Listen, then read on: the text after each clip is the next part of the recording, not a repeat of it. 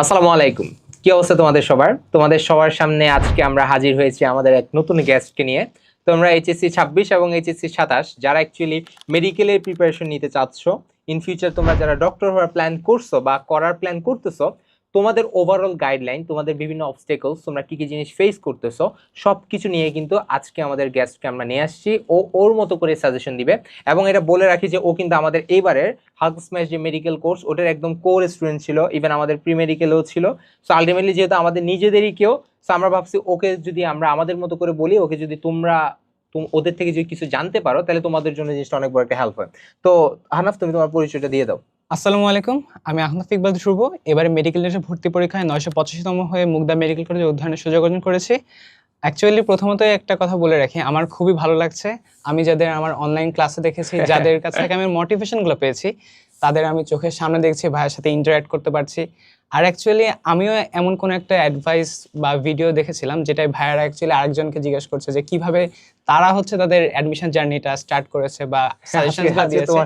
Exactly ভাইয়া, আমি আজকে আমার জুনিয়রদের এই অভিজ্ঞতা দেওয়ার সুযোগ পাচ্ছি, এই জন্য আমার খুবই ভালো লাগছে। ধন্যবাদ, তোমাকে ধন্যবাদ। সো আমরা আসলে আমাদের মেইন টপিকে চলে যাই, ঠিক আছে? তো আমরা জিনিসটা কয়েকটা ক্যাটাগরিজ করে, মানে কয়েকটা ক্যাটাগরিতে জিনিসটা জিজ্ঞাসা করবো। প্রথমত আমি যদি তোমাকে জিজ্ঞাসা করি, ধরো এই যে আমরা অনেকে হয় না ভাইয়া, ধরো আমরা আমাদের গোল ফিক্স করতে পারি না যে আমরা অ্যাকচুয়ালি মেডিকেলে যাব নাকি ইঞ্জিনিয়ারিং যাব নাকি ভার্সিটিতে যাব।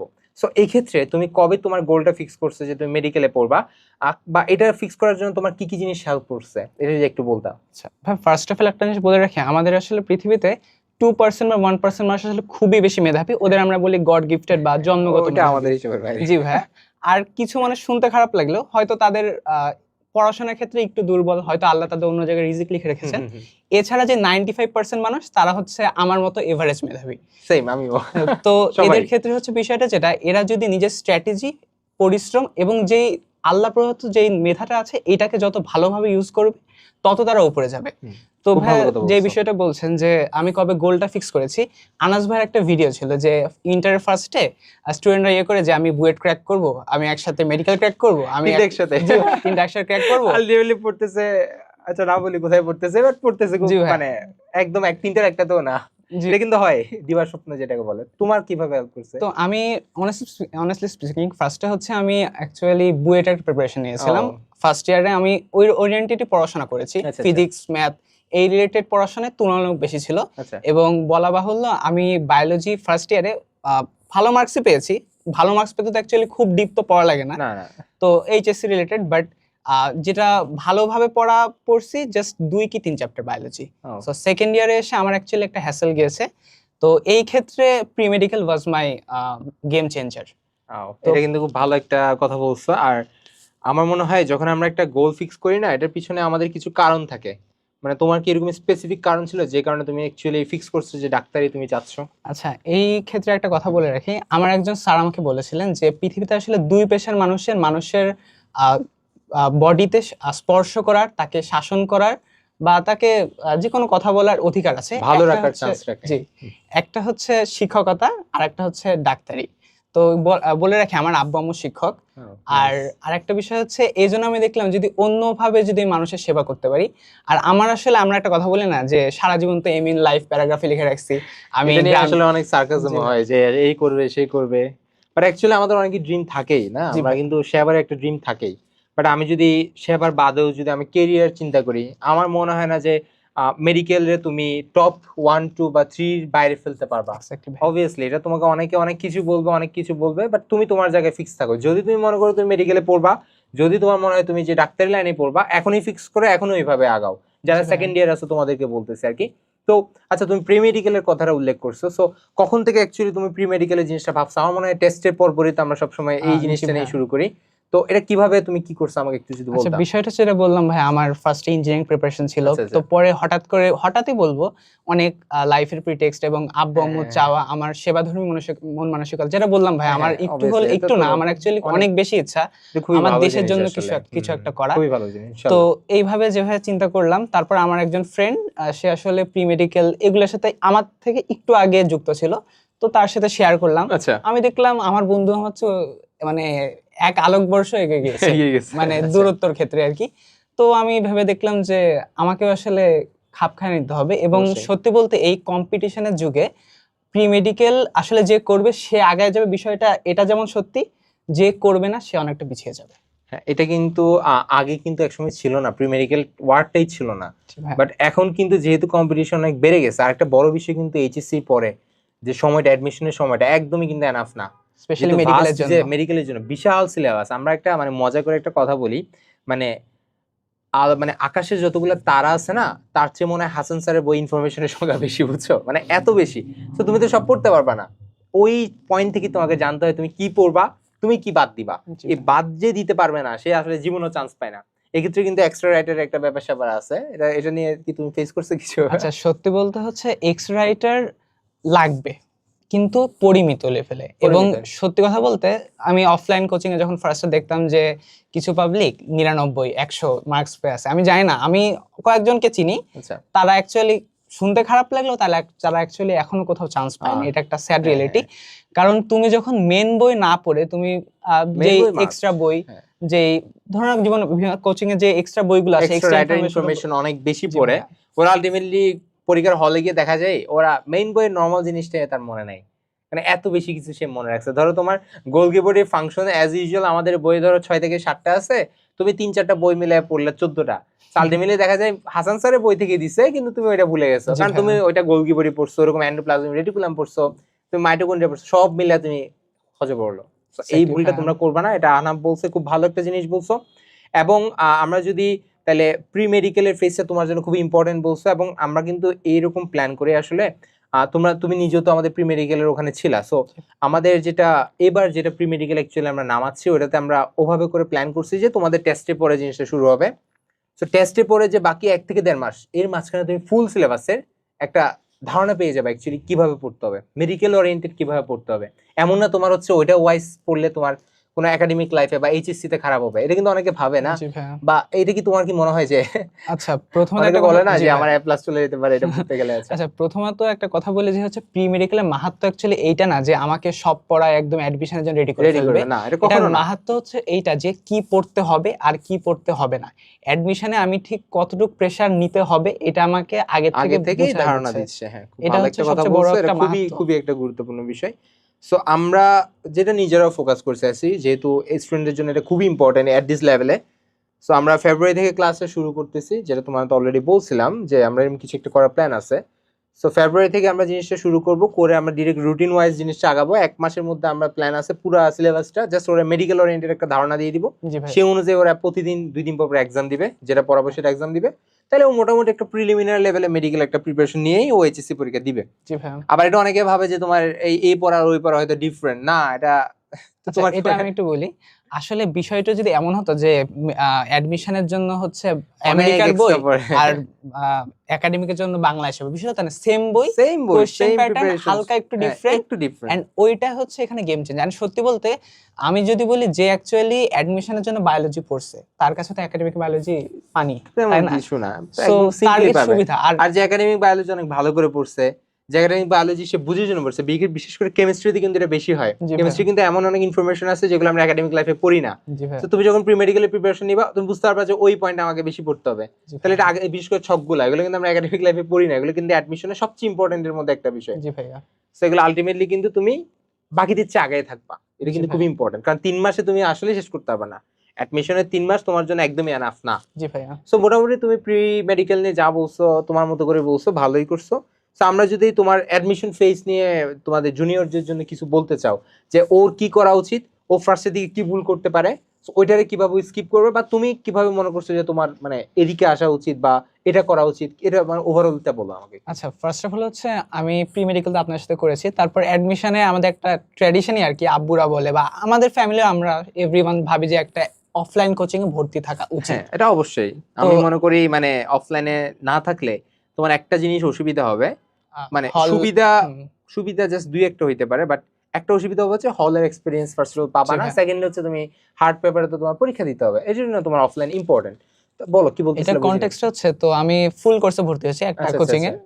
তো বিষয় হলো যে ফার্স্টের দিকে ক্লাস ভালো ছিল। হ্যাঁ। আমি প্রথম দিন আমি 10:30 ক্লাসে ঢুকেছিলাম। ফার্স্ট দিন ছিল হচ্ছে বায়োলজি ব্লাড এন্ড সার্কুলেশন যে চ্যাপ্টারটা, মানে আচ্ছা। বায়োলজি সেকেন্ড পার্টের রক্ত সংবন্ধন। আচ্ছা। তো 10টা 30-এ ঢুকেছি, এন্ড আমার স্পষ্ট মনে আছে 2টা 15-এ হচ্ছে আমি এক্সাম সহ, মানে একটা লাস্টে ভালো একটা ভালো অল্প টাইমে এক্সাম অনেক দিত, টাইম অনেক টাইম নিয়ে ক্লাস নিছে। সমস্যাটা হলো হচ্ছে 1 সপ্তাহ পর হঠাৎ করে অলমোস্ট 3.5 ঘন্টা 4 ঘন্টা ক্লাসের মানে লেন্থ হঠাৎ করে যে ঠেকলো হচ্ছে 1.5 ঘন্টাতে। এবার হলো সমস্যাটা, মানে আমি কিছু বুঝতেছি না মানে বুঝতে পারতেছ না। হ্যাঁ, তারপর ফ্লো মিলাতে পারতেছি না। আর অ্যাকচুয়ালি আমরা জানি মেডিকেলের জন্য অ্যাকচুয়ালি মুখস্থ বা মনে রাখার বিষয়গুলো বেশি, খুবই ইম্পর্টেন্ট। বাট একটা ন্যূনতম বোঝানোর বিষয় থাকে, এন্ড কি পড়তে হবে কি না পড়তে হবে না পড়তে বুঝতে হবে হবে এটা তো, বোঝানো হ্যাঁ, দরকার। বুঝতে হবে। বাট এগুলো অ্যাকচুয়ালি ওই কোচিংটা ক্ষেত্রে অনেক বেশি ডিটোরিয়েট করেছিল। অ্যাজ এ রেজাল্ট আমি আর আমি তো ফার্স্ট থেকে আপনার সাথে যুক্ত ছিলাম, সুতরাং হচ্ছে আমার কাছে ক্লাসগুলো পরে ছিল। প্রি মেডিকেল থেকে মানে তুমি জি। আমাদের ফার্স্ট সেমেস্টার যে মেইন যে কোর্স ওখানে জি পরে ভাই। শিফট করছিলা। ও আমাদের হচ্ছে মানে একদম মানে প্রি মেডিকেল, তারপর হচ্ছে মেডিকেল একদম, তারপরে এখন পডকাস্টে খুব ভালো একটা জার্নি ছিল। সো তোমার কি মনে হয় মানে অ্যাকচুয়ালি তুমি তো নিজে আমাকে জিনিসটা বলছিলা, তো তোমার কি মনে হয় অ্যাকচুয়ালি এই যে অফলাইনের যে তোমার যে বাধা তুমি বা কি কমতিটা তুমি ফেস করছো, তো এটা অনলাইনে তুমি কিভাবে মিট আপ করছো? আচ্ছা, এটা তো ওদের জন্য জি ইম্পর্টেন্ট ভাই। হতে পারে, তাই না? ওরা তো নাও জানতে পারে জি জিনিসটা ভাই, কিভাবে আমি মিট আপ যে করা লাগে। জিনিসটা করেছিলাম, আমি হচ্ছে এরপরে আমি যে অফলাইন একেবারে বাদ দিয়েছি তা না, আমি যা করেছিলাম রেগুলার ক্লাসগুলো হ্যাঁ, করতাম অনলাইনে, আর অফলাইনে যে আমি এক্সামগুলো দিতাম। এর একদম ফলে একদম। আমার ক্লাসটা হচ্ছে এদিকে আর এদিকে হল এক্সপিরিয়েন্স। এখন একটা প্রশ্ন আসতে পারে যে হচ্ছে এখানে যে ক্লাস হচ্ছে ওখানে তো সে এক্সাম হচ্ছে না। এক্সাম না দেওয়া হচ্ছে পৃথিবীর সবচেয়ে বড় একটা ব্যাধি। এটা হ্যাঁ, সব জায়গায় অনলাইন। সবাই এটা করে, জি এক্সাম ভাই। দিবে না। ইভেন অনলাইনেও আমাদের যে কোর্স ছিল মনে আছে, শুরুর দিকে অনেক এক্সাম দেয়, লাস্টের দিকে ওরা এক্সাম দিতে চায় না, ভাই পড়া শেষ হয় নাই, বাট তোমাকে এক্সাম দিতে থাকতে হবে। তুমি যে এক্সামে, আমি বারবার বলি এক্সাম জাস্ট এক্সাম না। এক্সামে প্রতিদিন তুমি ধরো 100টার মধ্যে 80টা হয়েছে, কেন তোমার বাকি 20টা হয় নাই? এক্স্যাক্টলি। ধরো জি বাকি ভাই। 20টা তো ইস্যু না, বাকি 20টার মধ্যে ধরো 15টা অবশ্যই বই আছে, কেন জি তুমি ভাই। পারো নাই? ওই জিনিসটা তুমি নোট ডাউন করো, নোট ডাউন না করলে তুমি ওখানে লিখে রাখো, বইয়ের মধ্যে লিখে রাখো যে এটা আমি একবার ভুল করছিলাম, বা জি ভাই। এখানে স্টার মার্ক দিয়ে রাখো, তাহলে নেক্সট টাইম এটা আর ভুল হবে না। এক্স্যাক্টলি। ঘুরে ফিরে একটা জিনিস দেখা যায় না, আমি তো অনেক স্টুডেন্ট পড়াইছি, মানে ওদের টপিক গুলো সেম থাকে, ভুল করার টপিক সেম থাকে, বারবার Exactly. দেখা যায় কেমিস্ট্রি তরঙ্গ দৈর্ঘ্যের এই পার্টটাতে সে ভুল করে, বারবার ওই পয়েন্টটাতে জৈব যৌগের ওই পয়েন্টে সে পারে না। সো তুমি যদি টপিকটাকে গুছাইতে পারো, পরীক্ষার আগে কিন্তু তোমার পেইন অনেক কমে যায়, অনেক জি কমে ভাই। যায়, যত বেশি গোছাবা তত কমে যাবে। তো অ্যাকচুয়ালি অনলাইনে তোমার আর কি কি হেল্প হয়েছে, বা ওভারঅল তোমার কি কি সমস্যা মনে হয়েছে, এগুলো একটু বলো। সমস্যা হচ্ছে অনলাইনে সবচেয়ে মানে ইউজফুল জিনিস হচ্ছে আমার টাইম বাঁচাচ্ছে। এটা সবচেয়ে বড় হ্যাঁ বিষয়, হ্যাঁ, আমার বাইরে তো আবার যাওয়া আসা যাওয়া সব আসা, মিলে। হ্যাঁ, এটা একটা ইয়ে। আর আসলে বাইরে গেলে সাপোজ আমার কোচিং এ আমার খুব হৃদয়ের কাছের একটা বন্ধুর সাথে দেখা হয়ে গেল, ওখানে ভালো একটা টাইম ওয়েস্ট হয়। এক্স্যাক্টলি ভাই, আড্ডা, সো এইসব সুযোগ কম থাকে। কারণ অসুবিধা হচ্ছে আমরা আমাদের অনলাইনে অনেকেই আমাদের অ্যাটেনশন ধরে রাখতে পারি না। পারে না, এটা একটা ভালো জিনিস। তো ক্লাস অনেক সময় দেখা যায় বিশাল বড় বড় ক্লাস অনলাইনে, কিন্তু আমরা নিজেরা ফোকাস করি আর কি, আমরা কখনো অনেক বড় ক্লাস রাখার ট্রাই করি না। Exactly. ইভেন মানে অনেক বড় বড় চ্যাপ্টার, যেমন অনুজীব আমি নিজে পড়াইছিলাম, জি হয়তো ভাই। তোমার মনে আছে, অনুজীবের মধ্যে আমি এত বড় একটা চ্যাপ্টার আমরা কিন্তু 2 থেকে 2 ঘন্টা 20 মিনিটে শেষ করে ফেলছি। আমার মনে হয় এটা শেষ করে 2.5 ঘন্টা লাগছে। তো চিন্তা করে এত বড় একটা চ্যাপ্টার 2.5 ঘন্টা শেষ করলে, তাহলে তুমি ওভারঅল একটা ধারণা পেয়ে যাচ্ছে কি কি পড়তে হবে। জি এটা ভাই। কিন্তু সবচেয়ে ইম্পর্টেন্ট, প্লাস কি কি নেমনিক তোমার লাগবে, শেষ। জি ভাইয়া। তো আচ্ছা, একটা জিনিস তুমি যেটা বললা, এটা আসলে ওদের জানা দরকার, এক্সট্রা রাইটারের ব্যাপারটা অনেকেই মারা খায়। তুমি তো ইভেন তোমার বন্ধুর কথা বলছো যে ও মারা খাইছে, আলটিমেটলি ফার্স্টের দিকে 90 উপরে পাইতো, আলটিমেটলি চান্সই পায় নাই। এটা কিন্তু হয়, আমি নিজেও দেখছি। এটার ক্ষেত্রে তুমি কিভাবে এটারে কোপ আপ করছো, বা অনলাইনে এটা কিভাবে সত্যি কোপ আপ বলতে করছো? হচ্ছে আমি মেন বইয়ের উপর আমি কোনো কিছু রাখিনি। মেন বইয়ের উপর কোনো ওষুধ নেই, কোনো এগুলো কিন্তু কিছুই মাথায় নেই। রেখো, ঠিক আছে? আচ্ছা বলো। আর দ্বিতীয়ত হচ্ছে যে এক্সট্রা ইনফরমেশন খুবই মিনিমাম লাগে, এন্ড ওগুলো হচ্ছে আমাদের ইউনিভার্সাল পিডিএফ এ ও পছন্দ হ্যাঁ, করে এটা তো আছে। আমি বলতে ভুলে গেছি, হ্যাঁ বলো, তুমি বলো। ইউনিভার্সাল পিডিএফ হচ্ছে সব রাইটারের যেই গুরুত্বপূর্ণ জায়গাগুলো ওগুলো দিয়ে আছে। তাহলে সুবিধাটা হচ্ছে তোমার আর ফিল্টার করা লাগছে না যে মাজানা ম্যামের বই এতটুকু আছে, আলিম স্যারের বই এটা এতটুকু কিন্তু আছে। আমাদের মনে হয় এবার কোর্সের সেকেন্ড মোস্ট ইউনিক ফিচার ছিল, বিকজ ফার্স্ট হচ্ছে অবশ্যই গাইডলাইন, যে গ্রুপটা, গাইডলাইন গ্রুপটা তোমাদের সেই শুরু থেকে শেষ পর্যন্ত জি পার্সোনাল ভাইয়া। মেন্টরশিপ, তুমি যেটা আমারে বলতেছিলে আজকে আসার জি পরে, ভাইয়া। যে ভাইয়া বাসায় আসলে টিচার রাখতে চাইছিল ও মেডিকেলের, ভাই। বাট আমার মানে আচ্ছা, এটা, এটা আমি একটু শেয়ার করি। আমার আব্বু হচ্ছে টিচার, তো আব্বু অবভিয়াসলি ড্রিম আছে যে হ্যাঁ আচ্ছা হ্যাঁ, বাংলাদেশের পার্সপেক্টিভ ইঞ্জিনিয়ারিং আর মেডিকেল এই এই তাই তো দুইটার উপর কিছুই নাই, অ্যাকচুয়ালি বাবা মার কিছুই নাই। নেই। আচ্ছা, তো এটা শুনতে খারাপ লাগলেও সত্যি। আমার এটা রিয়েলিটি মানতে হবে, আমার কথা হচ্ছে এক্স্যাক্টলি যেটা ভাইয়া। রিয়েলিটি, যেটা চাচ্ছো, যেটা জানো যে তোমাকে ওই জায়গায় পড়তে হবে, সো বেটার তুমি এটা নিয়ে অনুশোচনা না করে ওটা প্রিপারেশন নাও। সো আব্বু এবার বললো যে হচ্ছে তাহলে কারো কোনো একটা টিচারের কাছে বা কোনো মেডিকেলের ভাইয়ার কাছে পড়ো। হ্যাঁ, but the fact is that আচ্ছা আমি এক অনুজীব চ্যাপ্টার আপনার কাছে করেছি, আচ্ছা, এবার আমি সাপোজ অন্য আরো অনলাইনে আরো 3জন টিচারের কাছে করছি, আমি আমার কোচিং একটা জায়গায় করছি, আমি আচ্ছা, বাসার একজন মেডিকেলের ভাইয়ের কাছে করছি, আচ্ছা, মানে আচ্ছা। এক চ্যাপ্টার আমি 5-6 বার আপনাদের কাছে পড়তেছি, আমি কিন্তু সময় নিজে নাই তো, পড়িনি। হ্যাঁ এটা কিন্তু নিজে, ইউজলেস একটা ইনভেস্টমেন্ট নিজে তো আমার পড়তে মতে। পারো নাই, খালি এক্স্যাক্টলি। তুমি পড়তে আসো, এই জিনিসটা অনেকেরই হয়, খালি দৌড়াই, একবার এর কাছে দৌড়ায়, একবার এর কাছে দৌড়ায়, একবার এখানে পরীক্ষা দেয়, একবার এখানে পরীক্ষা দেয়, মানে আমি কি করছি, আমি টেবিলে কতক্ষণ সময় দিছি, এটা আনাস ভাই কিন্তু বলে, জি ভাইয়া। মানে আমি কতক্ষণ পড়ছি, মানে আমি টেবিলে কতক্ষণ দিছি, এটাই সবচেয়ে বেশি ম্যাটার করে। তুমি কতক্ষণ না দৌড়াইছো, তুমি কত সেরা টিচারের কাছে পড়ছো, কিচ্ছু ম্যাটার করে না। আর হালকেনস্টাইনের সবচেয়ে ভালো একটা ফিচার, এখন অনলাইনে সবারই কোনো না কোনো ভালো একটা দিক হ্যাঁ, আছে। আর অবশ্যই আছে। হালকেনস্টাইনের সবচেয়ে ভালো একটা ফিচার হচ্ছে এরা স্পুন ফিডিং এ বিশ্বাসী না। হ্যাঁ, না তুমি এটা এটা এটা এটা তো এটা কাইন্ড অফ একটা মিথের মতো। কেন স্মুথ মিটিং, কেউ চান্স পায় না স্মুথ মিটিং করার পরে। সিম্পলি কথা, তুমি চিন্তা করো, মানে তোমার যদি আমি সব খাওয়াই দেই, এই মাত্র খাওয়াবো, 2 মিনিট পর তুমি ভুলে যাবা। আচ্ছা, আবার একটা জিনিস মেনশন করি, অনলাইনে কোনো একটা প্ল্যাটফর্ম তো কি করলো যে মেডিকেল এক্সামের কয়েক মাস আগে বা ধরেন কয়েক সপ্তাহ আগে অ্যাকচুয়ালি স্টার্ট করলো যে আমরা অনলাইনে তোমাদের পড়া জিজ্ঞেস করবো। এটা আমার কাছে কোনো মিনিং না অ্যাকচুয়ালি। আমাদের হচ্ছে নিজে আমি পড়বো, আমি এক্সাম দিব, আমি ভুলগুলা দেখবো। ওকে, অনলাইন মানে এক্সাম আমার এক সপ্তাহ পর, আর এখন আমি অনলাইনে এ আমাকে পড়া জিজ্ঞেস করবে, ও পড়া জিজ্ঞেস করবে। এটা অনলাইনে এগুলো আসলে আমার যে কাছে যার কোনো মধ্যে ই না। স্ট্র্যাটেজি আছে। তোমার যেটা বেটার মনে হয় তুমি সেটা নিবা, যেটা বেটার মনে হয় তুমি নিবা না। আমি মানে লাইক কোনোটাকে আলাদাভাবে খারাপ বলবো না, কোনোটাকে ভালো বলবো না। যেখানে তোমার ভালো লাগে সেখানে তুমি ইয়া করবা। বাট আলটিমেটলি মেইন বিষয় যেটা তুমি ফার্স্টে বলছো, পড়তে হবে, জি টেবিলে ভাইয়া। বসে পড়তে হবে। এটা যেটা আমরা সবাই করি না, আমরা খালি দৌড়াই। আমরা মনে করি মানুষই আমারে খাওয়াই দিবে, আমি ওইটা দিয়ে চান্স পেয়ে যাবো। কিচ্ছু না। যেই পড়ছে, এই দেখা যায় না গ্রামের পোলাপান যে কিছুই পড়ে না, ওই মেডিকেলে চান্স পেয়ে গেছে। কেমনে পাইছে? ও কষ্ট করছে বলেই পাইছে, সিম্পল হিসাব। আর আরেকটা বিষয় যেটা তুমি বলছো, আমাদের যে গাইডলাইনের গ্রুপের বিষয়টা, এটাও অলরেডি আমরা একটু আগে বলতেছিলাম, আমি সেটা বলি। যেটা হয়েছে কি, অনেকে অনেক বাসায় টিচার রাখে, টিচার রাখাটা অনেক ক্ষেত্রে ইম্পর্টেন্ট যদি তুমি মনে করো। বাট আমরা কিন্তু কি করছি, আমরা 1 to 1 মানে একদম ম্যান টু ম্যান, ঠিক আছে, আমরা ডিরেক্ট মেন্টরশিপ প্রোগ্রামটা চালু করছিলাম গ্রুপে। যে কোনো সমস্যা, তাই না, জি ভাইয়া। একদম পরীক্ষার আগেও, মানে ভাই এটা আমি এটা পারতেছি না, মডেল টেস্টে নাম্বার কম, এই কম সেই কম, মেন্টাল সাপোর্ট, সব এটা খুবই ধরনের সাপোর্ট ইম্পর্টেন্ট। পাওয়া তো যায়। আমরা কিন্তু মানে জাস্ট পেমেন্টটা তোমার থেকে নিছি, বেশ তোমার সব দিয়ে দিছি, যাও তুমি এবার, এমনটা কিন্তু এবার করি নাই। এবং ইন ফিউচার ইনশাল্লাহ আমরা এটা করবো না। মানে আমার যেটা প্ল্যান ছিল, তোমার থেকে কিছু একটা আমি নিছি, মানে একটা আমানত আমার। এবং জি আমি ভাইয়া। শেষ পর্যন্ত তোমাকে হেল্প করবো যতক্ষণ না তুমি চান্স পাও। ইভেন তুমি চান্স না পাইলেও কিন্তু এখনো কিন্তু আমাদের গ্রুপে কথা হয়, দেখছো, এক্স্যাক্টলি। ভাই আমি জিএসটি দিয়ে কি করবো, ভাই আমাকে এই কোর্সে এটা কি করা যায় না করা যায় একটু বলেন, বা আমি রাজশাহী ভার্সিটি পরীক্ষা হয়েছিল, কি করবে না জি করবে, ভাইয়া। এগুলা। সো এটা কিন্তু আমি যে আরাফাত দরকার ভাইকে আছে। আমি হচ্ছে ফর্ম তুলবো কোনটার কোনটায় ভাইকে মেসেজ দিয়েছিলাম যে হ্যাঁ। ভাই আমি ইঞ্জিনিয়ারিং এর ফর্ম তুলবো। ভাই একটা বকাই দিছে যে কোনো কথা, এটা মেডিকেল প্রিপারেশন দিছে, এখন ইঞ্জিনিয়ারিং। তো এই ধরনের যে গাইডলাইন্স গুলো তুমি কি করবা না করবা, আর আসলে আমরা অ্যাডমিশন সিজন তো আমি ফার্স্ট টাইম আছি, সুতরাং আমার তো আইডিয়া কম। হুম হুম হুম। তো আমার মনে হবে যে এখানে এই করি ওই করি, হ্যাঁ, বাট তুমি সহজে ডিস্ট্রাক্টেড হয়ে যাবে। এক্স্যাক্টলি। তোমাকে যেভাবে খাওয়াবে তুমি ওভাবেই খাবা। সো এই জন্য গাইডলাইন ইম্পর্টেন্ট। জি এই ভাই, জন্য এমন এক্স্যাক্টলি। কারোর সাথে থাকবা যে অ্যাকচুয়ালি এগুলো পার করে আসছে। এই জন্য কিন্তু আজকে পডকাস্ট আমরা নিচ্ছি। জি ভাইয়া। সো ইউনিভার্সাল পিডিএফ নিয়ে একটা যেটা কথা বলছিল, মানে এক্সট্রা রাইটারে বিশাল পড়া, সেখান থেকে সিলেক্টিভলি পড়তে। সো এই জন্য কিন্তু এবার আমার কোর্সে আমার নিজেরও অনেক ভালো লাগছে। কেন? কারণ আমরা কি করছি, আমরা হচ্ছে তোমার প্রত্যেকটা বইয়ের যেগুলো খুবই গুরুত্বপূর্ণ ইনফরমেশন, ওগুলো নিয়ে একটা অধ্যায়ের একটা পিডিএফ বানিয়ে দিছি। ওইটা পড়বা, এক্সট্রা রাইটারের চেয়ে বেশি কিছু পড়তে হবে না, কোনো এক্সট্রা পড়া নাই। জাস্ট মেইন বই পড়বা, এক্সট্রা এগুলো পড়বা, ব্যাস এই চ্যাপ্টার 100% প্রিপারেশন, 100 বলবো না, জি ভাই। 95% প্রিপারেশন তোমার আর হয়ে গেছে। সত্যি বলতে ইজি প্রশ্ন ভুল করলে আমি আসলে মানে একটা মার্ক যদি আমি ছেড়ে আসি, ওখানে আমি 2000 করে হয়তো র্যাঙ্ক পেয়েছি। বাট যদি একটা এক্সট্রা ইনফরমেশন না পারলে, ওটা কয়জন পারছে কয়জন অ্যাকচুয়ালি। পারছে? হ্যাঁ, খুবই ইম্পর্টেন্ট কথা বলছো। এটাই ইভেন ইঞ্জিনিয়ারিং এও, জি ইভেন ভাইয়া। ভার্সিটিতেও সবাই ভুল করে জানা জিনিস, সবাই চান্স পায় না জানা জিনিস না পারার কারণে। ইভেন জি মেডিকেলও তুমি চান্স পাবা না হচ্ছে না পারার কারণে, যেগুলো তোমার জানা উচিত ছিল। হয়তো বা ঢাকা মেডিকেল, সলিমুল্লাহ মেডিকেল, এগুলোতে তুমি একটু এক্সট্রা জানতে হবে, একটু, তাও হচ্ছে তোমার কি লিমিটেড। 95% তার চেয়ে বেশি পড়া আসে থেকে, বই থেকে। তো কেউ কি আজ পর্যন্ত 95 পাইছে? এটা নিয়ে একটা মজার কাহিনী বলি, শুনতে যেমনই লাগুক। আমাকে একটা জুনিয়র নক দিছে যে হচ্ছে আচ্ছা। ভাই আমি মেডিকেলে পড়তে চাই, বা আমি ওকে জাস্ট জিজ্ঞাসা করলাম যে ঠিক আছে। আমি কিন্তু ভাই অ্যাজ এ পারসন আমি খুবই সাপোর্টিভ হওয়ার চেষ্টা করি, ওকে ওকে, কাজ আমি অবভিয়াসলি চাই আমার দ্বারা কোনো একটা মানুষ উপকার উপকার হোক, হোক। এটাই। তো আমি জিজ্ঞেস করলাম তোমার এসএসসি জিপিএ কি অবস্থা। ও বললো যে 4 এর চেয়ে একটু বেশি, হয়তো ফর্ম তুলতে পারবে সার্কুলার ওয়াইজ। তো এবার বললাম যে হচ্ছে আপু তোমার তো মার্কস, আপু বা ভাইয়া যাই হোক, তোমার মার্কস তো অলমোস্ট 8 বা 7.5-এর মতো কাটা যাচ্ছে। তো তোমার একটু বুঝে শুনে ডিসিশন নেওয়া উচিত। ও এখন আমাকে বললো আচ্ছা ভাইয়া, আমি কি যদি 100টার মধ্যে 100টা এমসিকিউ মেডিকেলে পারি তাহলে কি আমার হবে না? বিষয়টা আসলে আমি ডিমোটিভেট করতেছি না, বাট অ্যাকচুয়ালি আমাদের বুঝে শুনে লজিক্যাল ডিসিশন হইতে হবে, নিতে হবে। লজিক্যাল হইতে হবে। আমারও এরকম লাস্টে মনে আছে যখন রেজাল্ট পাবলিশ হয়েছিল, আমাদের গ্রুপের মধ্যে অনেক ভাই আমার জিপিএ এত, ভাই আমার জিপিএ এত, আমি কি দিব না। এটা তো আমরা অবশ্যই ভিডিও দিয়ে তোমাদের বলে দিই, এটা অনেক পরের বিষয়। জি ভাইয়া। বাট সবকিছুতে তোমাকে লজিক্যাল হইতে হবে। ইভেন তুমি প্রিপারেশন নিচ্ছ, লজিক্যালি আগাবা, কি লাগবে কি লাগবে না লজিক্যালি একদম স্ট্রেট ফরওয়ার্ড আগাবা। যেটা তোমার হবে না ব্যাস হবে না, এখানে ইমোশনের কোনো জায়গা নাই।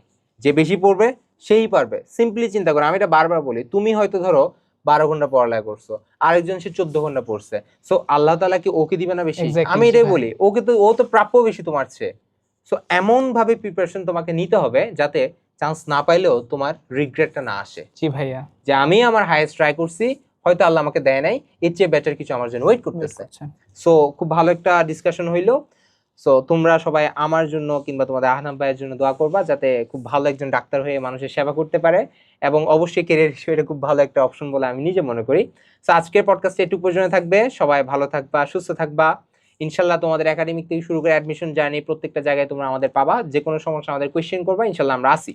সব ভালো থাকবা, সুস্থ থাকবা। আসসালামু আলাইকুম।